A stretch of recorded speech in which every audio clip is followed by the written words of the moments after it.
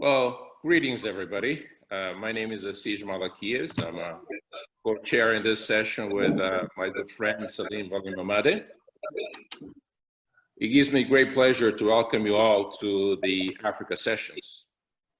The main objective of this virtual conferences is to foster analytical dialogue between experts on critical and timely themes. The theme for this session is Rethinking International Relations After COVID-19. In 6 short months, COVID-19 has fundamentally challenged many of the assumptions that we normally took for granted. At the domestic level, the pandemic is stress testing the social contract in many countries around the world. At the international level, globalization is also being tested as even leading countries succumb to narrow nationalistic instincts.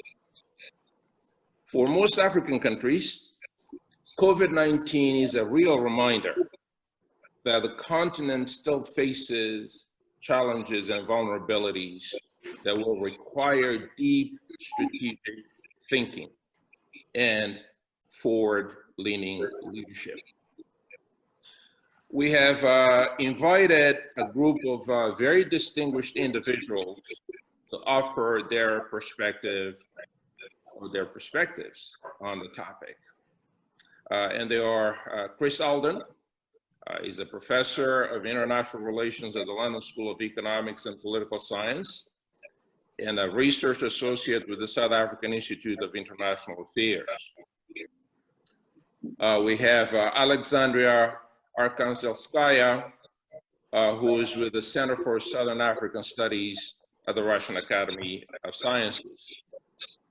George Cardozo is a director of the Organ of Politics, Defense and Security Affairs at the Southern African Development Community, SADC.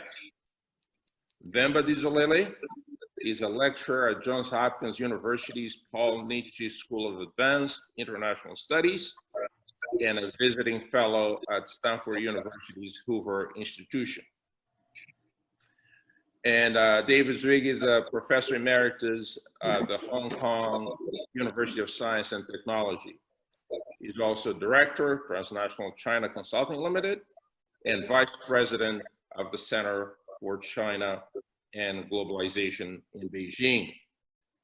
This session will last about 90 minutes and will be moderated by 2 experienced journalists. Joel Carlos Costa of the Canção newspaper in Angola, and Shrikesh Laxmides from the Jornal Econômico in Portugal. So without any further ado, I will ask Shrikesh and Joel to take over. Thank you. Thank you, my friend Asij, and welcome everybody. And thank you for the opportunity to moderate this very interesting panel. After the first remarks, we want to address the first round of questions is about global contexts.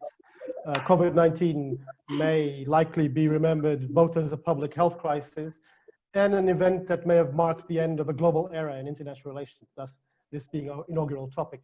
Indeed, globalization and more specifically cooperation among countries over a wide range of issues could become one of the COVID's biggest victims, with increasing polarization, especially in a time of polarization between the United States and China.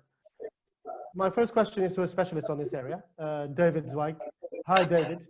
Thank you for being with us.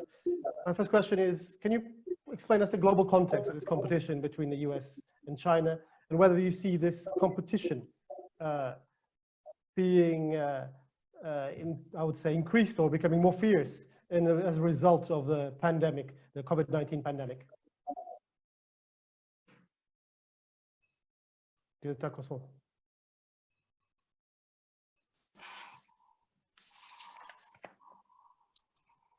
Hi, I'm sorry. You can hear you now. Thank you. Okay, sorry. Yeah, I see this as the global situation being one of a hegemon, the U.S. as a hegemon power, facing a rising challenger, being China. And I think that that creates the context for this whole discussion, at least at the strategic level. I think there are two caveats that I would like to add to that, maybe three. One is, of course, the question of whether this would lead to war. And Graham Allison has a study on that, whether the power transition leads to war. So that's one thing. Second point I would make is the idea that what happens in the context of a rising challenger to a hegemon is what I like to call the triangularization of most countries' foreign policy. So if you are a country in Africa, let's say, you've got two choices, United States or China, and you have to deal with both of them. You have to figure it out. Very often you may go strategically with the US and now economically with China. But most countries in the world face that kind of situation, give or take some degree. Australia is a good example of that. My own country of Canada. We all have to play some kind of balance, and I think that that's very important. And the third point I would raise, and this gets to the point of rethinking here on the post-COVID actually, and the extent to which COVID is changing this structure, is the extent to which China is or is not going to emerge in a powerful position. China had, we can talk about this later, but China had some basic problems, and it has been hit really hard by the virus. And its economic influence, I think, has been hurt. We can talk about Belt and Road. We can talk about its export, its ability to take the exports or manufacturing, supply chains. All those things are problems for China. And that could have an important impact on the post-COVID world. Thank you, David. Okay, thank you, David. Hi everyone. Like to call Vemba Dizolele. Vemba, do you see a growing polarization between China and the United States as a result of COVID-19? And the second question is China a threat to US geopolitical strategy? Thank you very much, Joel. It's a pleasure to join everybody today. I'm Vemba Dizolele. I will be speaking in my personal capacity today, not engaging the university necessarily. Do I see a growing polarization between China and the United States as a result of COVID-19? Yes. And that polarization is not just with the United States, but that's also with other parts of the world. Traditionally, the US has been at loggerheads with China over ideology, over hegemony, hegemonic ambitions, as David just pointed out. But with COVID, a set of dynamics have emerged. One is the entire handling of the COVID-19 itself, the outbreak by China. We're talking about geopolitics here. So within the context of Africa, China, of course, did not give the world kind of the heads up. Right? So here is the different ideologies, the different way to handle, to go about social contract in the country, because this is what it comes down to. How do countries handle their crisis? And in this case is one of, well, it's probably the largest global crisis that we've seen, in the sense that everybody is in this boat together. Maybe not together, but at least facing the same threat. And that threat is weathered by, depending on where you stand on the spectrum of this competition between the United States and China. Not everybody is trying to be an hegemon, but everybody is being affected by COVID. And the shock that brings is different depending on where you stand. If you are Lesotho, if you are Kenya, if you are Burkina Faso, you're handling this differently. So whereas in the past you might have looked at China as a partner, all of a sudden it makes you rethink your relationship with China. It makes you rethink your relationship with the United States. It makes you rethink your relationship with the West. And this does not just stick to Africa. We see this in Europe. If you are Italy, you rethink your relationship with China. If you are Norway, as quiet as Norway typically is, you rethink your relationship with China. If you are Italy, you rethink your relationship with the European Union. We've seen that the European Union, from the Italian perspective, was not really available to help them when they were going through a tough time. So I think it's beyond the United States. I think COVID-19 has pushed the limits for everyone to reconsider what model is good and what is not. And in this sense, I don't think it's one side wins all, in that the debate remains between autarky, strong central government, dictatorship, and democracy. So it also raises the issue of fragility. What is fragility, after all? Fragility is, this is by definition, is how well you can absorb shocks. Shocks that are always beyond your own control and beyond your making. Traditionally, we've looked at developing countries as the most fragile. And we like to talk about the term resilience, a term that I actually do not like, because it simply means how well you can take your suffering. Fragility here, it shares that your social contract strong, your framework in your country. And this is what every single country has been tested on. In that sense, there's been an affirmative action when it comes to COVID-19. Every country has been challenged, and every people, by that I mean the population of every country, is now questioning their own government and the efficiency thereof. So to go back, the challenge between the fight, if we will, in quote, between the United States, the polarization will continue. But I think by and large, the world now is looking that this is also the anarchical world where everybody fends for himself. Thank you. Thank you, Mbemba. And that takes us very nicely to our third question, which I will direct to Alexandra, who is in Moscow. Good afternoon, Alexandra. My question to you is, how does Russia see these polarized responses by China and United States to COVID-19? Is there a perception in Russia that the reputation of China and the United States in the world as leaders could be at risk and potentially an opportunity for Russia to step in? Or is Russia dealing with its own problems right now and has to look internally for now? Good afternoon, everyone. Thank you, Shikesh, colleagues. I'm very proud to be the voice of Russia today. But let me first thank the previous speakers for actually putting on the table a very important, in my view, to the question. We live in a very interesting times now. All of the international order system, everything we knew is now under question. And it's not only the question about globalization and democracy and even values. It's the question we pose in our families, being just closed in small apartments or in a big house, together with the people we have to know closer.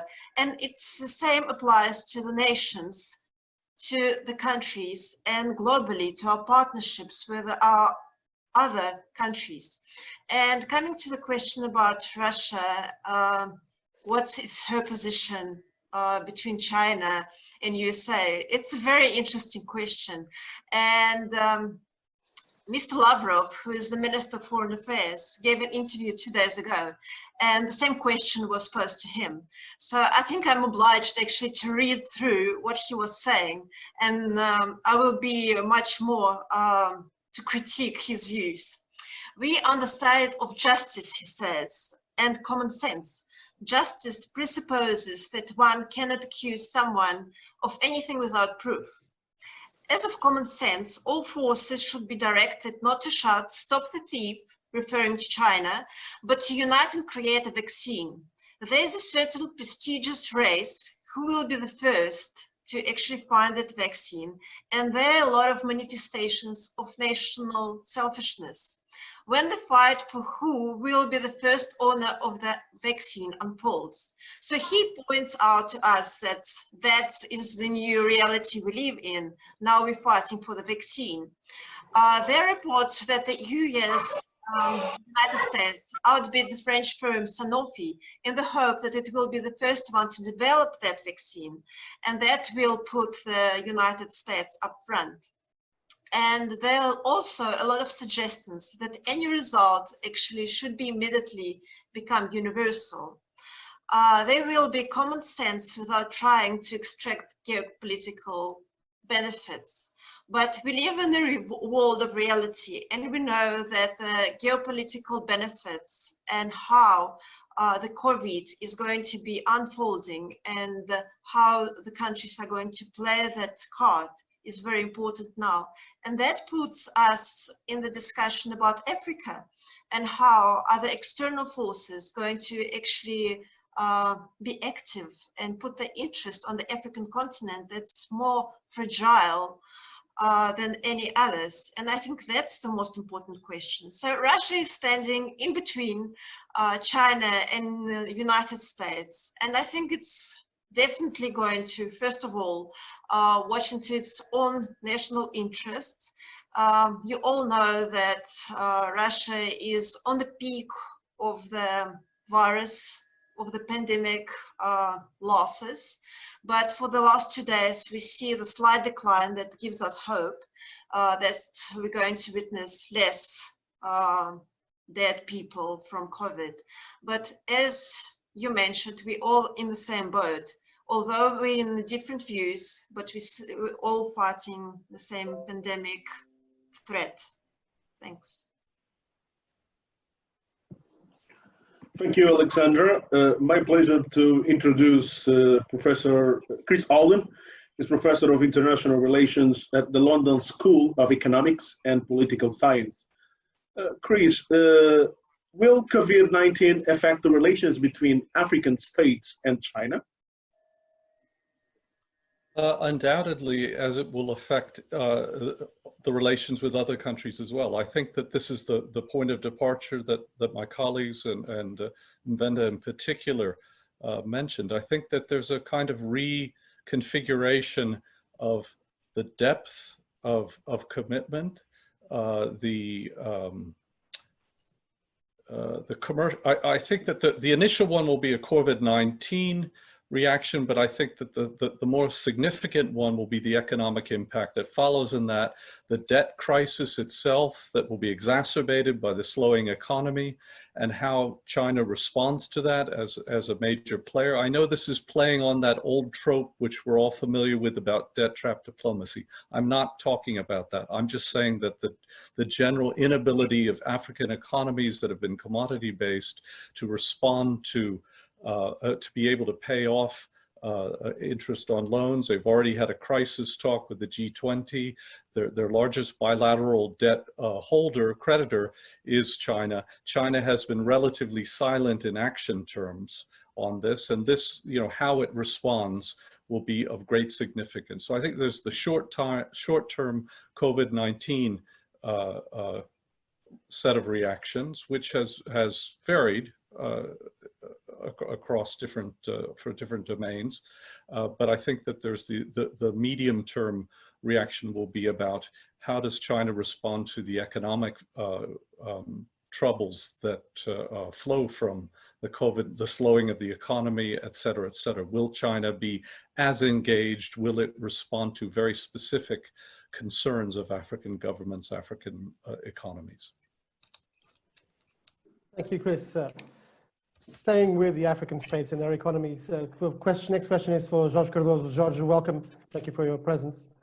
My question is, the pandemic has shown that the entire international system is vulnerable or has been weakened, not just African states. So in this sense, do you think that COVID-19 and the pandemic will offer African countries some opportunities to reshape the priorities in terms of international relations, be it on the political, economic level, and security level as well? Well, thank you so much for having me into this very important platform, sharing this with very illustrious colleagues. Indeed, I think the moments which we are going through, affected by the impact of the COVID, will definitely require a more innovative ways for Africa to be a key role player in international relations. However, I must stress that the ability of Africa to be an actor in international system depends basically on two main issues. One is exogenous, which is the current geopolitical confrontation which we are witnessing between the US and China, but also it will always depend on its own structural weaknesses, now referring to endogenous challenges. Issues such as poverty, deviation, unemployment, human security and human development, economic growth and good governance will be key determinants on the ability of Africa to engage international stakeholders. Now, definitely, as Africa, we'll try as much as possible to build a sustainable relationship with the international multilateral organizations. I'm referring to United Nations, even international financial institutions such as the IMF, the World Bank, and so on. And of course, seeking at having a greater voice in those platforms, building also a political and sustainable agenda with the G20, or seeking of attracting foreign investment. So those are the key contours which will shape the ability of Africa to be able to be a major key player in international relations. To conclude, as I've been indicated by my colleagues earlier, this will require indeed some level of, I would say, innovation on how countries in Africa will have to deal with the competing interests and the polarization which we are witnessing between China and US.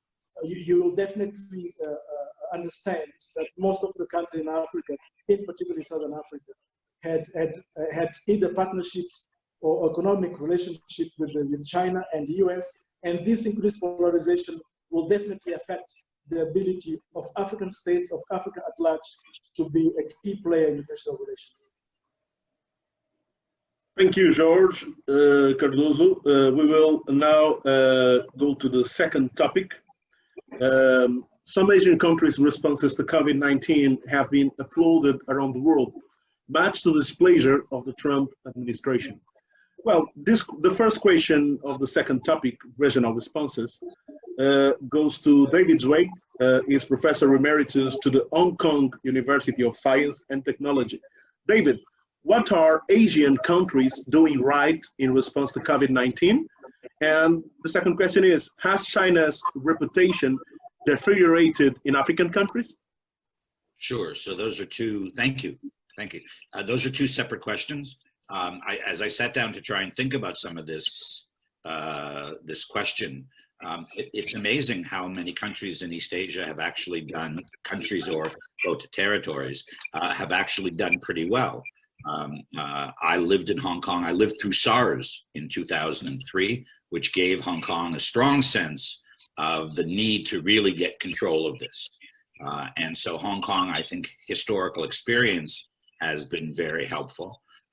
In South Korea, they reacted extremely quickly. I mean, the Americans, if you listen to the American media, they're challenging the Trump administration. They're constantly challenging them with data from South Korea, right? And the South Koreans have done remarkably well. But even a place like Japan, the numbers of deaths are not high. And so one of the problems is to say, is the early crackdown, the tightening up, is that really important? And in the case of Japan, Japan has really not tightened up by the central government. It has just asked people to behave properly.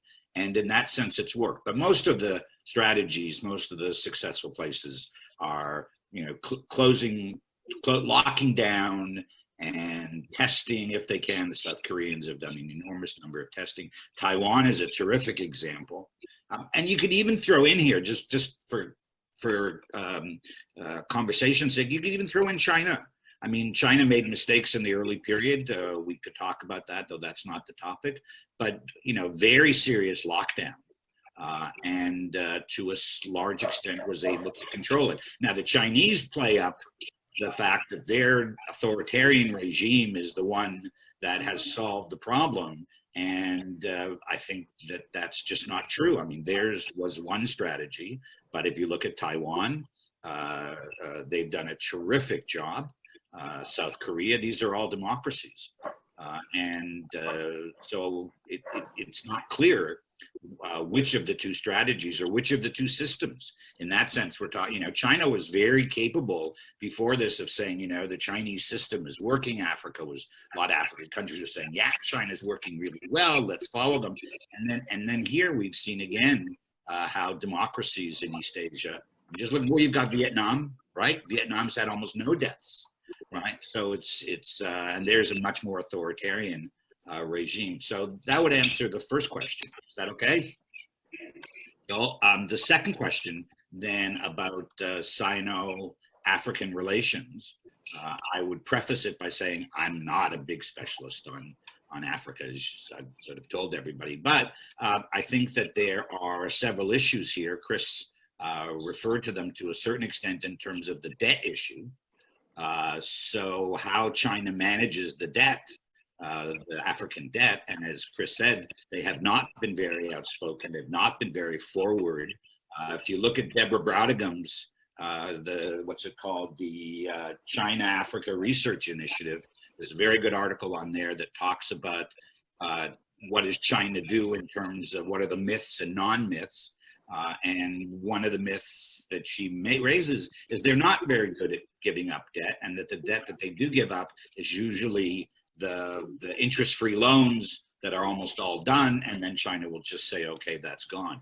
What's created a problem for China in the midst of this is the treatment of Africans living in Guangzhou, the tens of thousands of Africans living in Guangzhou, and all of, you know, the throwing people, the local police cracking down very hard on the Africans living there. I live in Hong Kong. I go to Guangzhou all the time. I see this community all the time and interact with it. They've been throwing people out of hotels. This then raises a couple of issues. One is it raises the long history, I think, going back to the 1980s, even the 1970s, but clearly the 1980s, of a kind of racism against African students in China. There have been numerous cases. I lived through one in Nanjing. There have been numerous cases where there has been hostility between the police in China and the African students who are living and working in China. But this is the worst one, I think, and it's related to the COVID. And that what has really happened is that the African ambassadors or the African governments have called in Chinese ambassadors. They've gone public on this. They've used United Organizations, African organizations, and publicly talked about this rather than doing this quiet diplomacy. And that's really, I think, quite shocking to the Chinese. And we've seen the Chinese take some very moderate statements. We haven't seen this kind of wolf warrior sort of, we're really tough guys, you can't say this to us. The Chinese have been pretty apologetic for what's happened in Guangzhou. Thank you, David. We will be sharing, just a note for the audience, we will be sharing some tips such as the research that David said on our Facebook page after the event in the next few days, so stay tuned. Mvemba, I have a question for you related to the first part of David's answer, the models and the models of reaction. Where do you think African countries need to be looking at in the models to address COVID-19 now and in the future? We have these various Asian country examples. We have the slightly muddled model of the United States. Or is there a third option? Do African states have the capacity or the need to pursue an independent path, a different path, suitable for the particular requirements? Thank you very much, Yukesh. I think we're framing this discussion as if it's China and the United States. But I think that's also, we're missing a little bit of the point, especially when it comes to COVID-19. because it's a health crisis and different countries will handle it according to the realities of their own national borders. They will look at what processes maybe that have worked in certain parts of the world. So what worked in Taiwan, how close is Taiwan to Mozambique? The realities of Taiwan and the realities of Mozambique, how close are they? So is Taiwan really the best example, the best model for them to look at? Sure, they can learn from Taiwan. Sure, they can learn from China. They can look at the United States. The United States has not been particularly the best model when it comes to COVID-19. So this is a situation where countries have really to rethink who, first of all, what are they trying to do? You know, we also are talking about this as if things were working fine and COVID came, and then we have to find a way to solve COVID. I think Chris said it well. This is a temporary, quote unquote, maybe midterm, short-term and mid-term kind of crisis we need to handle with consequences that obviously will be long-term. But where did COVID-19 find Africa? COVID-19 find Africa in a democratization crisis with crisis of democratic institution. It found Africa in the middle of a crisis of migration and youth bulge. It found Africa in the midst of conflict and humanitarian crisis, from Eastern Congo to Sahel to Central African Republic to South Sudan. It found Africa in the midst of a rush, kind of the new rush for Africa, where you have all the exogenous powers rushing for Africa. So if in Djibouti, you see China coming, you see Turkey, you see the Japanese trying to protect their interests going through Bab el-Mandab, you see the French with the military base, you see the Americans. If you're in the Sahel, you see the same thing. You have the tension between the Salafists and the Wahhabis, you have the jihadis, and you have so on. So this actually are the context of Africa. So for Africa, I think it's not just how do we engage China, how do they engage the US, it's how do we engage their own people. Technical advances now have also, we are on Zoom now. Africans are also on Zoom. Everybody's working with Zoom. So protests in the streets have been limited. The capacity of street protests have been limited, but the grievances are still there. Public discontent are still there. Africa is in the midst of a big rejuvenation of its youth movement. Again, from Burkina Faso to DRC to Rhodes Must Fall in South Africa. I think those are the issues. So to me, I'll submit that this is a time for the Africans to start rethinking what are they trying to do, first of all. Are they going to be states using the European model of states? We know African states are not configured like European states. They have a different history. They're typically much bigger and much more diverse than any other states in other parts of the world. So to me, it's a chance to have a soul searching, if such thing exists for a state, definitely exists for a people, and to see what path are we gonna trailblaze going forward. Because again, I think what COVID-19 has shown is that in time of crisis, each state fends for itself. There's very little room for cooperation.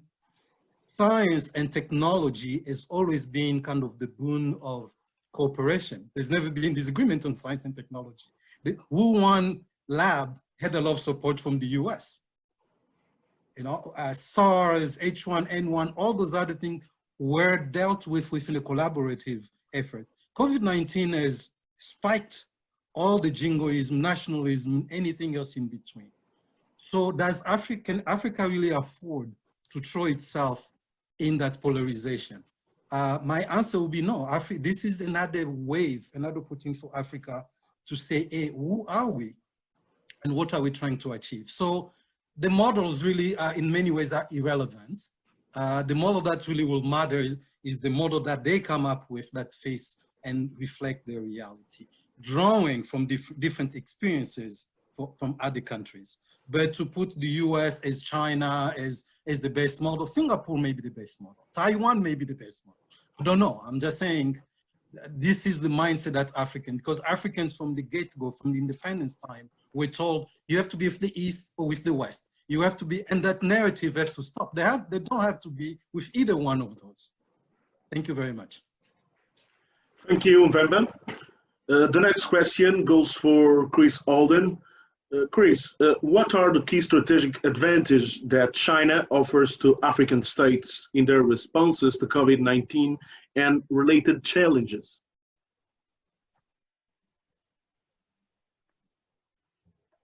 Sorry, could you repeat the question one more time? Okay, yes, sure. Chris, we would like to know what are the key strategic advantages that China offers to African states in their responses to COVID-19 and related challenges? Yeah, the strategic advantage it offers to African states is Yes. It has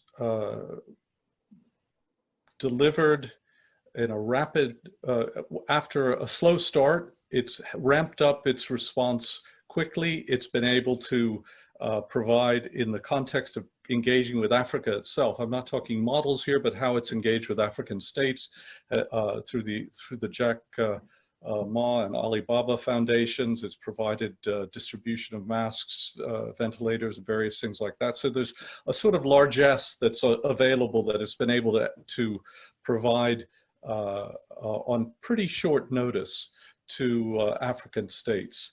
I think at the same time that one of the flaws, if you like, in the Chinese approach is sometimes on display, in the sense that some of the material that's been sent hasn't been up to standard and what have you. And it echoes a general problem we see with Chinese engagement in Africa, that the aspirational dimension is quite high and lofty, and the ability of the firms or the actors themselves is much more patchy in terms of their delivery. So I think that has been one of the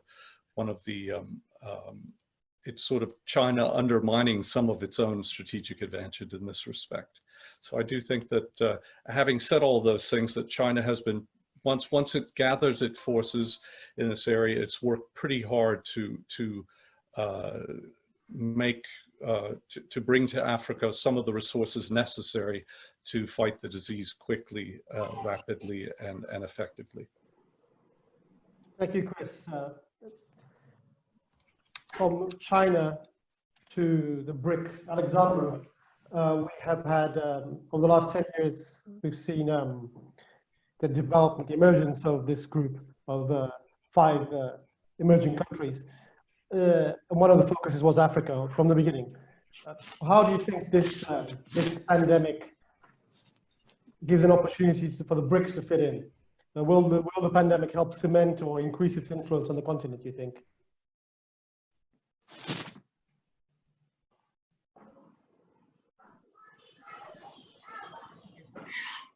It's a very interesting question, and I think it's a very important one as well.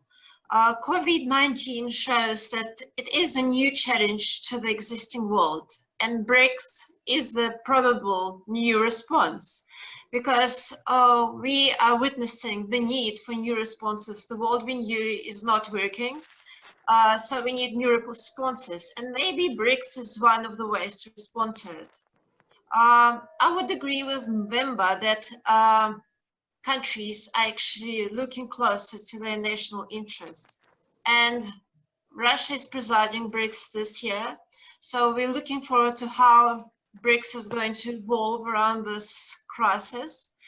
But regarding Africa, I think a very important question that Chris brought to the table is the signing off of debts to African countries. And Russia did sign off the debts last year before the first Russia-Africa summit. It's a big step forward. But of course, when we speak about BRICS and we speak about the new model, the question that arises is China again. Are those 4 others are going to be the ones restraining China from being manipulative and being predominant on the African continent? Or is it a flexible cooperation? There's a lot of questions about the BRICS, but maybe BRICS could be one of the instruments towards the science and technology response as well, because there's a lot of cooperation going around science and technology. BRICS is not a military alliance that gives it a flexibility to solve some of the security issues, such as a lot of problems around the African continent with agriculture and health as well. If you read the communiques of BRICS in the last 2 or 3 years, you would see that BRICS did already discuss the health security issues, and even COVID was there on the lines, but the world was not ready to find that response. So I'm putting a lot of hope on the BRICS, and I think they do fit into the African continent because all of the 5 countries have their history on the continent.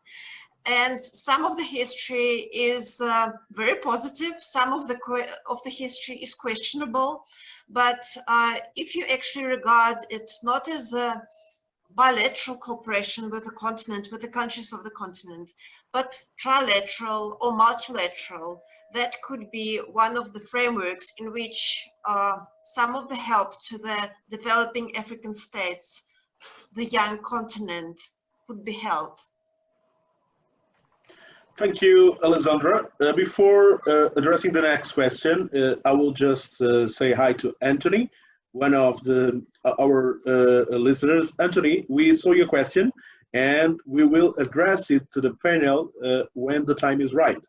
I mean, in the end, we will have time to some questions from the panel and some that were addressed for some people before. But by now, we will keep and move on to the questions and to the panel. And I will address the next question to Jorge Cardoso.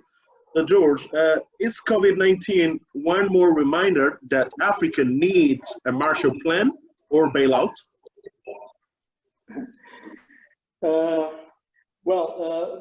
Definitely not a Marshall Plan as we traditionally have known it. That to me is a panacea.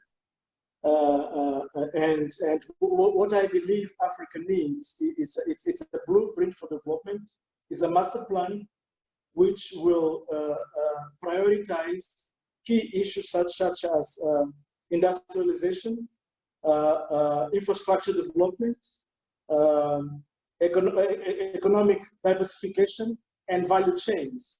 Value chain being key to enable a product beneficiation into key strategic commodities, which are everywhere in Africa. Now the challenge may be how should we mobilize resources to fund the African developmental needs. I think the African Union has already laid down the plan, which is called the 2063 African Union Agenda, where the aspirations of Africa are all reflected in terms of its goals and its objectives. Now, a resource mobilization, it's key. Here, to me, I believe Africans and Africa should be on the forefront, as we have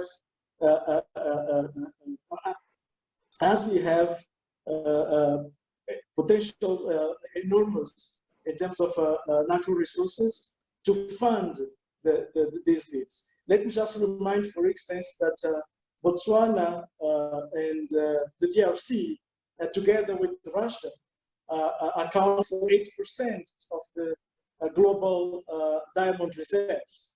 Angola and Nigeria are the leaders in Africa in terms of the output of oil production, more than 50%.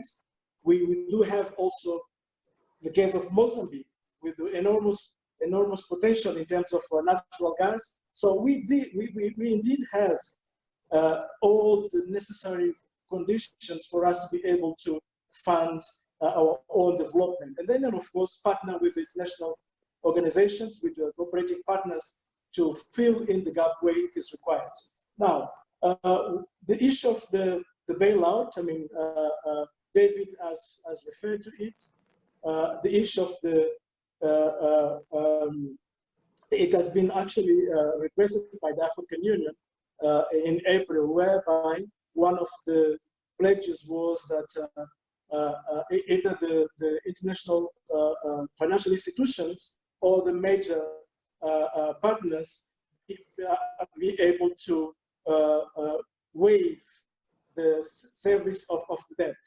That is eventually one of the ways to go, and I think we should rally together as Africans and engage the major partners and seek that waive, or if possible, a total relief, at least of the service of the debt. That will enable us to channel key resources to fund the development needs of Africa. Thank you, George. Thank you very much, George. We've now reached the third round of our session, and this round is about the path ahead. So the COVID-19 crisis will have a multiple impact on political risks worldwide in various regions, and most of them with some kind of impact on Africa, in African countries. These risks are dependent on how quickly the crisis is contained, or whether it persists for many more months. We've been speaking about China and its massive influence in Africa, including on debt, which is the last point you touched. So I want to start with a question for David. David, the economic crisis that the pandemic has posed to China will in some stress test the country's social contract. Can the Chinese government remain stable under these conditions of quite severe social and economic dislocation? And will it continue to have economic power to major influence in Africa?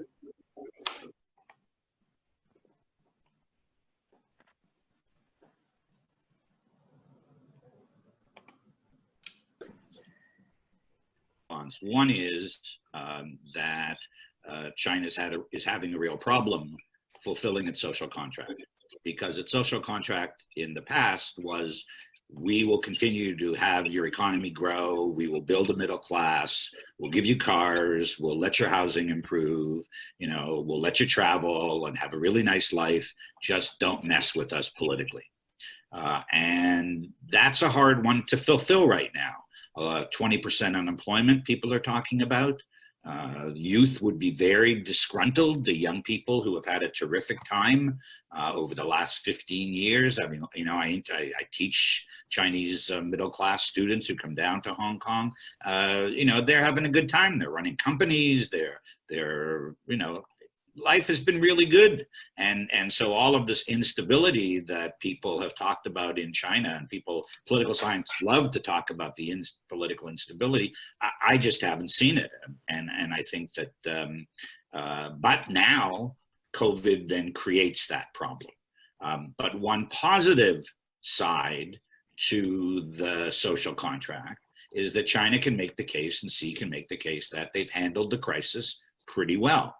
As long as they control the information about the extent to which China and local governments and Xi and, that why did they not respond very quickly for the first 20, 25 days, if they can control that narrative and just emphasize the fact that, look, the world, we're not Italy, we're not the US. I mean, Trump has been a disaster, from my view, on this. It's easy to make that case. And the Chinese have made that case. So on that side of the social contract, I think they've done okay, or at least they have a chance to get out of the problem. Now on the stability issue, again, we've had two views on China being stable. There's a very popular view. A lot of Westerners, again, love to say that, boy, Xi's always in trouble. That this crisis is going to be his undoing. I mean, this is a country that in 1990, let's say 1992 or 1994 to 2000, laid off 65 million people. And the country survived, the party survived quite well. So in that sense, I often vote for the stability side, that despite the problems that could exist, the party, its security infrastructure, its ability to monitor its citizens, and a certain degree of popular support, that this is not such an unstable situation. But there really is a, you can make the case that the social tensions are there. If the economy does not improve fairly quickly, that will have both domestic and international implications. The domestic clearly would be that it could threaten the Communist Party, though again, as I said, I think that the state in China is pretty strong. And internationally, I wanted to go back because I didn't make the final point in my first conversation about the whole question of power transition.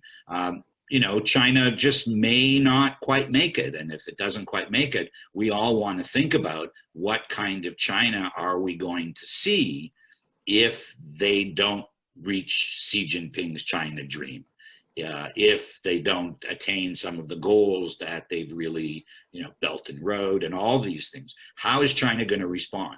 Is it going to be very prickly? Or is it going to work its way through those problems?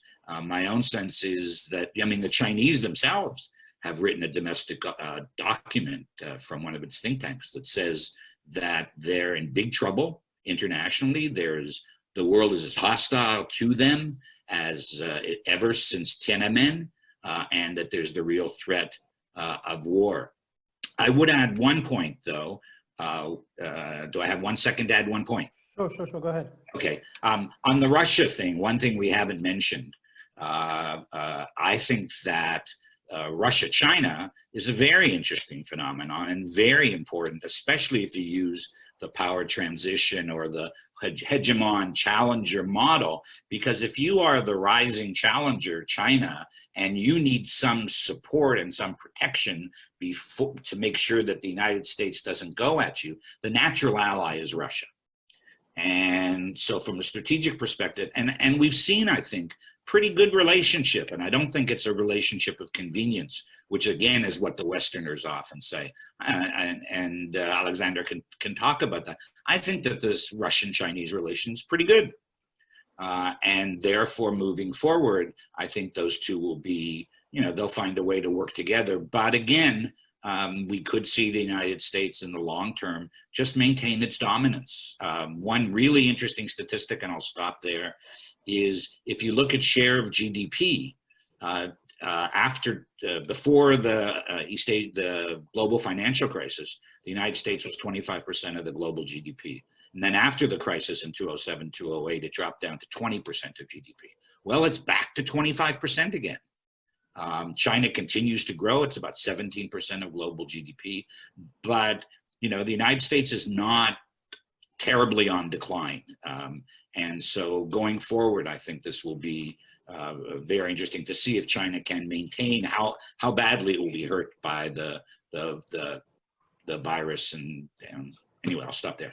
You can see that. You can also see that on the weight of the dollar, which is supposed to decline, but it's not.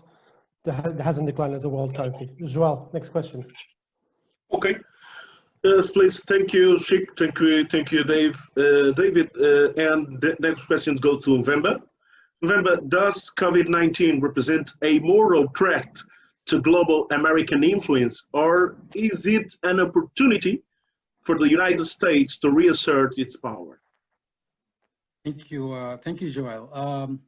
A good country, a good politician never let a good crisis go to waste, right? That's what the motto is, and that's what typically tends to work. So a mortal threat, no, I don't think it is a mortal threat. I mean, it would have been a mortal threat if it affected only the United States. Again, this is a global pandemic. Everybody is gonna come out of it a bit weakened, a bit battered. I cannot imagine a country that will come out of this very strong or stronger than they were before. Having said that, the United States still has the wherewithal, it still has the means, it still has the standing that will work to its favor. That's on the side of its assets. The challenge with the United States is the leadership. Your influence is not so much your means, it's about your leadership and what you do with it, what you do with the means. So in this case, I think the Trump administration has taken a certain stand, a certain posture over the last 3 years that we're all very familiar with. Make America great again, America first. Within those conditions, it's very difficult then to lead, because if you're projecting that it's only you and everybody needs to follow you, and the interests of others are not as clear, at least to you or to them, or in the best scenario, it's secondary to yours, it becomes very difficult to lead, at least to build the coalitions that the US is known to build, whether it's with Europe, whether it's with other countries. So this will be interesting to see. For instance, the administration announced that they are on a race now to find a cure or a vaccine. The issue of vaccine, finding the vaccine or discovery of the vaccine, whatever the term will be, is very interesting and very relevant to this question. Is this vaccine exercise a collaborative one where data and protection and other protocol will be followed? Or is this going to pan out in the way that the Americans do their thing, the French do their things, and so on and so forth? Or is it going to be a situation whereby we revert to what we've done in the past? So the WHO is one space where we see this come to play. The US, with all its might, if I can use that word, has decided to suspend its funding. That is not particularly an interesting way, if you were to ask me, to convene that leadership and to bring influence. It is also one of those areas where we've seen the early question that you had asked me about polarization. One area where we've seen that one arena has been the WHO, because it's not just polarized the US, a greater polarization between the US and China, but even the leadership of the WHO now is being scrutinized within that lens. And that's not particularly the best way to do these things. We saw that that polarization also led to certain voices not being to the fore of the discussion. So voices like Taiwan will have been very important in the discussion, but because of the configuration of the WHO and the discussion that we're having now, that's a problem. What will it mean in terms of as countries start dealing with the economic downfalls, if you will, of COVID-19? How much is the US willing to extend its hand of help? Is it going to be mostly just humanitarian, which is not what countries will need? Since we're in the geopolitical realm here, how does the US engage other parts of the world, like Africa, for instance? You know, Africa, the problem with Africa, I think one of the problems is the world has continued to look at Africa through a humanitarian lens. The US has an opportunity, like other countries. China has chosen its own path through Africa. We've discussed that in many ways. The US always struggle with its engagement with Africa. And if the US is determined to maintain its leadership, one area that is readily available to engage is the African continent. So mortal threats, no, I don't think so. Opportunities, yes. Is that feasible? Yes. Is it going to happen?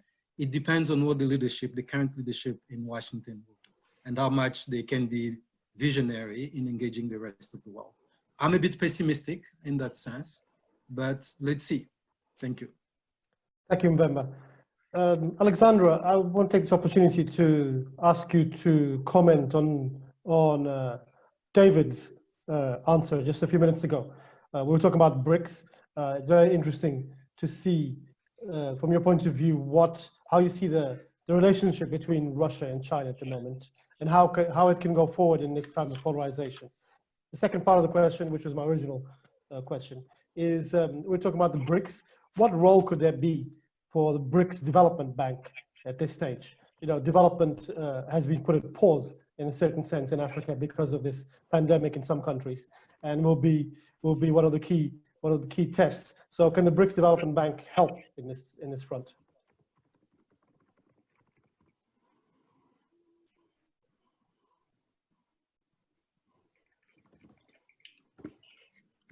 Thank you for the question, David. Well, as a political analyst, I want to see how this is going to be evolving about Russia-China dialogue. It's evident that there is a good ground for that relationship. Russia, being under a lot of sanctions, is in need recently for recent few years, a need for new partnerships and reviewing and rethinking its partnerships. That's why in the Russian forest policy, China is playing much more prioritized role than it did play before. And BRICS as well. We see a lot of interest towards BRICS in relations with China and BRICS as the grouping. Of course, there's a lot of questions as well, because Russia does have a lot of territory, China has a lot of people, and there is still a lot of very picky questions between Russian and Chinese relationships. So I think it's going to be a very nice and long dance, being two of the civilizations trying to find their own way forward.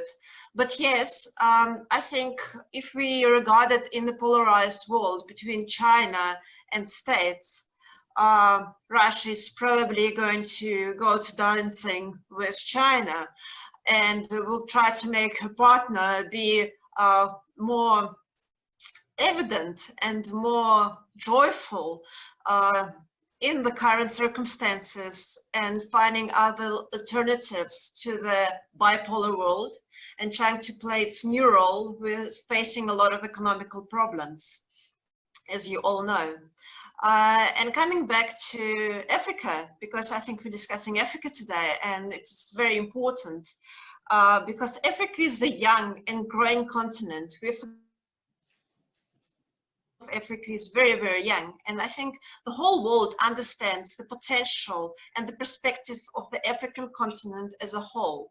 So I think all of the leading states are going to be very cautious and use the geopolitical its geopolitical means after COVID-19 to actually find the new ground on the continent. And Africa is not new. Apart from other parts of the world, Africa is that continent that is not new to pandemic consequences. Ebola was not so long ago, and Africa has a lot of responses towards such threats. And we're forgetting about that, that maybe we should actually change our perspective and learn something from African states and African responses, because now we're discussing a lot about what Asian countries do in response, what America, Russia, China is doing, but we're not actually thinking about how African countries are actually reacting to that threat.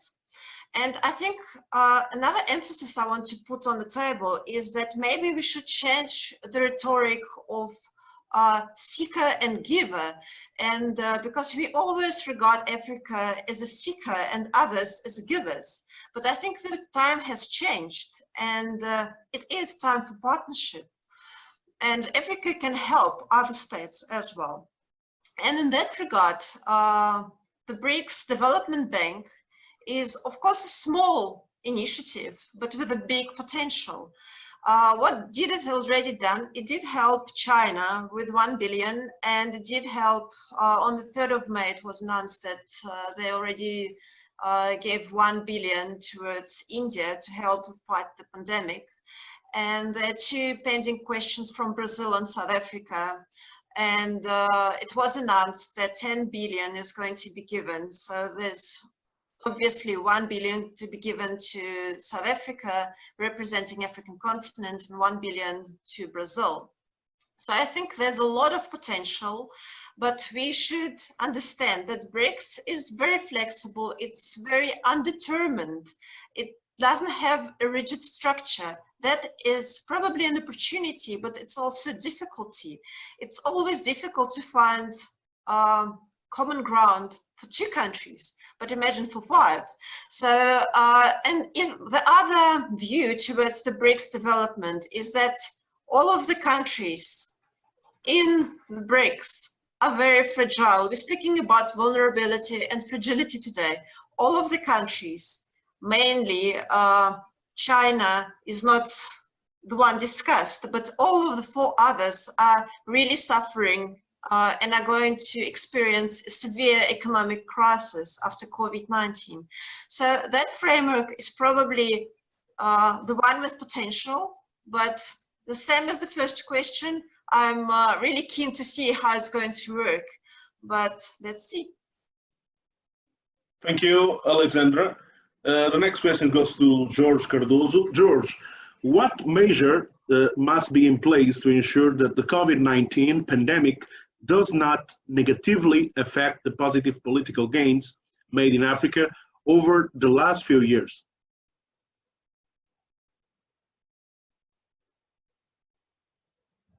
Sandon, in referring that as Africans and Africa, we also have a good range of good experience in dealing with the pandemic. The example of Ebola, but also as of today, let me share with you this. As of today, we are the least affected, or the second least affected region of the world after Oceania. We have 80,000 infections, around plus 80,000 infections, and 2,600 casualties there. Countries such as Mauritius today have not registered any cases for the past 2 weeks, so almost to the verge of considering COVID-free. We have Lesotho, which unfortunately 2 days ago have registered its first case of COVID. So it was, I would say, that the last African country to be affected. So we do have. And let me also give you the example of Madagascar. Madagascar currently, spearheaded by the president of Madagascar, they have been using what is called COVID organics coming out of Tunisia, and it seems to be effective because no deaths have been registered in Madagascar, and the rate of recovery in Madagascar since the use of these COVID organics seem to be paying off. And I'm sure the government in Madagascar is also now going through the required testing to prove that eventually that combination can be effective in if not curing, but at least to mitigate contamination in Africa. So I think we have demonstrated to be able to deal with the pandemics in a very effective way. Governments were very, from the first cases which have been registered in the continent, were very active in adopting the WHO recommendations in containing, but also in identifying and testing cases. Most of our countries in Africa have imposed partial or full lockdowns and declared state of emergencies. So in order to contain the spread of the COVID. We have also seen, I mean, one of the positive aspects of the COVID, we have also seen a great deal of investment in public health facilities, which is something which over the years has been a huge challenge. So there is this very positive aspect, which I do hope it will be sustainable. Now, I doubt if we will definitely be able to avoid the negative impact of the COVID. What as Africans we have to do is to continue investing in public goods, in public continue making investment in public investments, very strong public investments in infrastructure, for instance. And eventually, one of the lessons to me again, which this pandemic is showing, is that here the state is again playing a central role. In as much as we are seeing, I mean, a whole range of stakeholders, the private sector and communities also having a key role, and civil society organizations having a key role in fighting the pandemic. But the state, as I would say, recovered the central role in providing for essential goods. We may be eventually returning to that concept of development states, which were very successfully applied in the 60s and 70s in some Asian countries. So I do believe that what is key, and in order for us to be able to positively respond and try as much as possible to minimize the effects of the pandemic, which, by the way, we have been, since the financial crisis of 2008, and later on, since 2014, the lowering of the main commodity price in the international market have, of course, have had a very dire effect in the downturn of the economies in Africa. So I would say that this pandemic only came to uncover and expose to a great extent the fragilities of many countries, but also in Africa. So the best way which we can try to mitigate the effects of the pandemic is to be able, for instance, to absorb external shocks, given to the fact that we are mainly economies which rely on the exports of commodities. But also, let's not forget, I mean, we do have all other existential threats. Climate change is there. I mean, Africa, in particular Southern Africa, is very prone to the effects of climate change. So adaptation to climate change is also key. We do have cyclical manifestations of drought and floods. Let's not forget, for instance, the heavy rains in Mozambique last year with hurricanes Kenneth and the cyclone Idai. So, I mean, it must be a combination of policies which then have to be successfully implemented in order to assist Africa in mitigating the impact of the COVID. Thank you, George. We're now reaching towards the end of our first Africa session. We have a final round of about 10 minutes. In this final part of the session, we've asked, we're going to pose a couple of questions that have been submitted previously by some of our partners. The first is from Francisco da Cruz, who is Angola's representative at the African Union. I'd like to direct this question to Chris Alden. How should we prepare to respond to peace and security challenges arising from the COVID-19 pandemic in the context of the operationalization of the African peace and security architecture? I think that the responses are not going to be any different. The first manifestation that I tend to think of post or current to COVID-19 is what we're seeing in Cabo Delgado and in northern Mozambique, and we see the rise of a serious, what had been a festering peace and security problem over a number of years, turn into an outright challenge to state authority there and jeopardize the very economic wherewithal of Mozambique's aspirations to transform the national gas sector into its leading economic source of growth.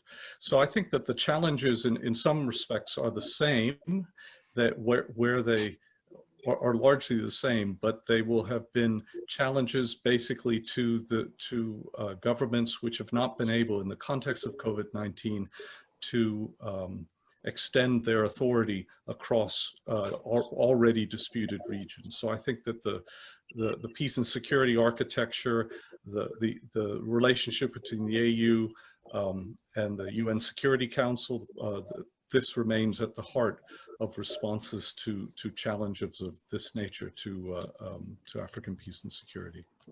Thanks, Chris. Don't go away, because I think I'm going to direct the second question to you as well. Second question is from Ricardo Ferreira, who is board member of Standard Bank in Angola, to which I'm going to add a touch of part of my question as well. Now, the question is, how can African governments, in an environment of debt stress, in a sense that revenues are down from natural resources, looking at Angola's case, for example, from oil and others, how can these governments maintain actions to continue improving the business environment and, for example, allowing foreign direct investment to come in? I think that many of the governments are already doing the right thing. The problem is not with the African governments and the incentive structures, but rather the attitudes towards risk and inabilities to see opportunity in African markets. If I could flip it actually slightly and say the thing that I find continually distressing is that Africa's ability to access markets, be they European Union, be it China, be it the United States, still remains circumscribed. It's limited, and I think that governments that really want to see African business grow, and indeed could invest in Africa, as we see we see small examples of that in places like East Africa, Ethiopia, and what have you, could then use these as greater market access for goods produced in Africa, for agricultural products grown in Africa and exported, would make a tremendous difference to growing the business environment. So I think that we can't wait for investors to change their mind. I think that the countries from which they arise can reframe the access that African goods have to their own markets. Thank you, Chris. Before we go on to final remarks, I would like to just pose one question that has been submitted in the chat room of this session. It's from somebody called Anthony. And the question is, I'll leave it open to the panel, whoever would like to respond. It's a big question. How will COVID-19 impact on the logic of regional integration in Africa? Any volunteers? Alexandra, go for it. I can answer that. I think we already see the impact. It is already playing a very important role. It is delaying the integration, and I think COVID-19 is actually playing the cards with us, the global world. I mean, we do experience nice outcomes as this concrete session. It is a globalized world, and we cannot say it's not, because today we are all present from all different parts of the world, different countries, and we can discuss the outcomes of the pandemic. But the other part is that actually it has a bad outcome as well. The integration is going to be delayed. And as we discussed today, I think it's a very important question, and thank you for that, because Africa was showing a very good example to the whole world, and the regional economic cooperation is an outstanding actually initiative and integration initiatives that the whole world was waiting. But now, because of the pandemic, we're going to see the back step towards national interest, closing to the national borders. And of course, I think that the pace of the integration in Africa is going to be much more slower than it was expected before. Thank you, Alexandra. Any further comments from any of the panel members on this aspect? George, go for it. Yes. Now, just to say that I think more than ever, integration has become relevant because, I mean, in as much as countries are responding to the pandemic with measures from the national point of view, I mean, in a very individualistic point of view, at some stage, that response will have to be coordinated. Let me give you a practical example.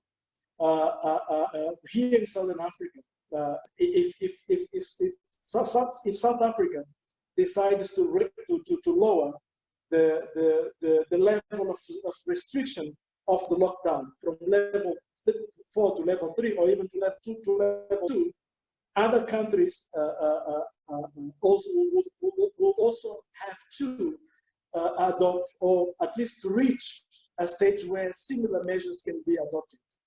So, and this can only happen if there is coordination and there is consultation and there is convergence of action among countries.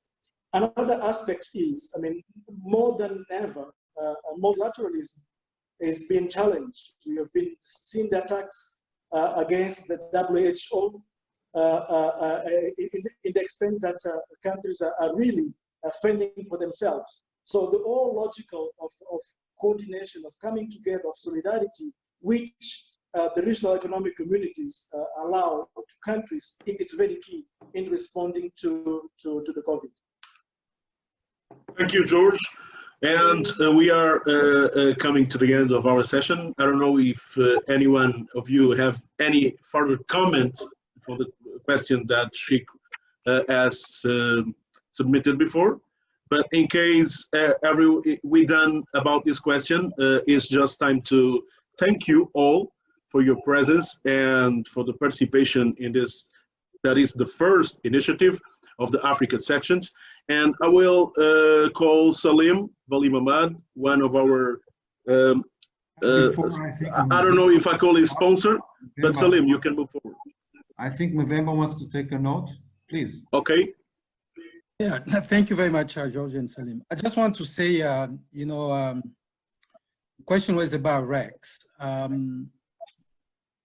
The future of integration in Africa is at the REC level, not at the AU. The AU, in my personal view, should be disbanded. It's not worked. We should go to the REC level and start consolidating.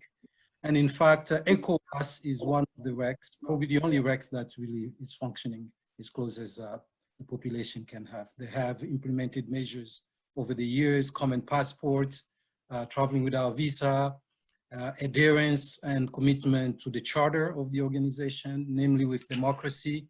We've seen the influence of ECOWAS in the Gambia, in Burkina Faso, in Niger, and other places. So I think that's where we need. This is a function of the sizes of African countries. It's not a function, 54 countries trying to run an organization. When you have problems at home, it's kind of very complicated. But the RECs, I think, are a good place to start. So COVID will affect that, but we can see also how ECOWAS is dealing with its COVID situation. Every day they publish the results. You can track every single day what the cases are, with the situation, how the situation is unfolding in all the ECOWAS spaces.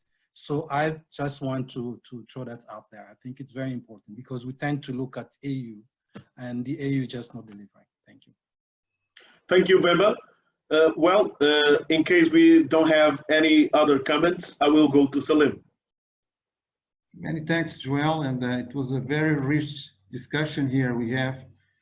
Thanks to the member of panels, very excellent interventions here.